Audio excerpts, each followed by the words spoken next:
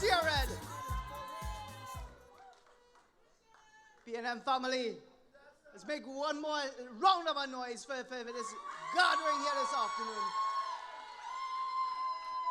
I'm going to say thank you so much for that gracious introduction from the Master and Mistress of Ceremonies.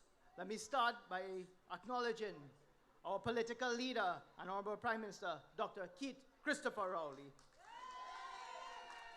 the party chairman, and allow me to go through the salutations. This is my very first time on stage, so I'm excited, I'm pumped. The party chairman, the Honorable Stuart Young, Party General Secretary, the Honorable Foster Cummins, the Deputy Political Leader, Senator, the Honorable Rohan Sinanan, my line minister, and a man I look up to. Special Advisor to the Political Leader, Ms. Joan Jewel Williams. The Party Treasurer, Senator the Honorable Haji Kazim Hussain. Another great man and a stalwart of this party. And I have a story for you all going forward.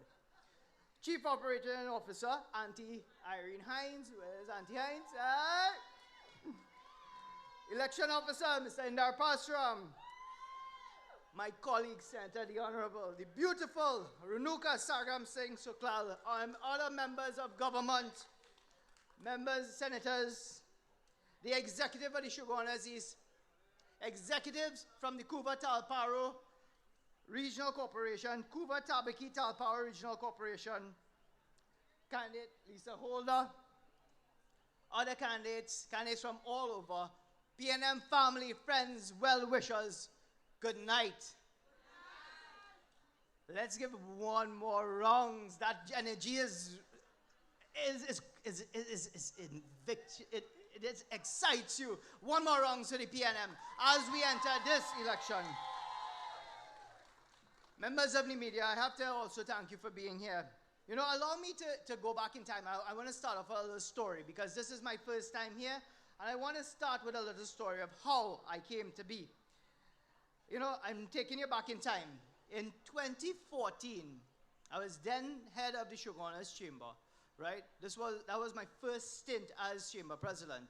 And I remembered that time, it was September 2014. We were bringing then the opposition leader, and now our Honorable Prime Minister, Dr. Keith Christopher Rowley, to a breakfast meet. At that meeting, I met 3 other individuals. Beside Dr. Rowley, it was Mr. Rohan Sinanan. I believe also Mr. Stuart Young was there. And also the most memorable one, besides Dr. Rowley, was Haji Kazim Hussain. And why I'm bringing this story is twofold to the story. One, I can always remember where Mr. Hussain will always ask me after that, you know, boy, you like to serve your community. I could see that. You're giving your time towards the chamber, towards development of businesses. Because when businesses do good, it also, you know, there's a trickle-down effect that goes down to the people. It goes into the pockets of the people. And that is where the multiplier effect takes place. And Mr. Hussain saw my level of service that I wanted to give. And he has always asked, year after year, when you're ready to join, when you're ready to join. I remember when the PM asked, are you ready to serve? I had no restrictions or no inhibitions by saying yes, because I know I was joining a party of integrity, a party that stands for truth, for transparency. I was standing with great men like our Dr. Rowley, like Mr. Sinanan, and like Mr. Kazim Haji Hussain. At that meeting, Dr. Rowley spoke for the first time, this is 2014, about local government reform. And I want to talk a bit about what reform is. Now, as a business owner, well, was a business owner, I have to give it up. But although, as a business owner, do you think keep on pumping money into a structure that is failing is the right thing? No, it's not. Because you start hemorrhaging. And the more you put, it won't fix unless you fix the core. And this is what reform is about. So thinking that allocation is a problem, and every time you go to the Borough Corporation, how many times you go to the Borough Corporation, and when you have initiatives going forward, they tell you, oh, it's on the desk of the CEO, or the engineer didn't come out that day. The structure cannot continue like the way it is, and this is where local government reform is important. This is where our country is. There's a lifespan in businesses where a business model need to pivot. And when I say a business model need to pivot, that's to allow sustainability for it to live on. And the only way it could do that is by pivoting your business model. This is the way we intend. This government intend to pivot the business model, because there's no way that such an old institution like the PNM has been lasting so long, because we know fully well what is sustainability. And that is why we will want to implement sustainability into local government.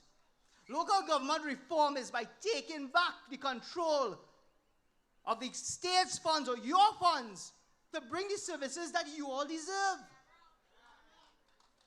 When you look at the infrastructure and the dilapidated service that you're getting, you think that is just by design?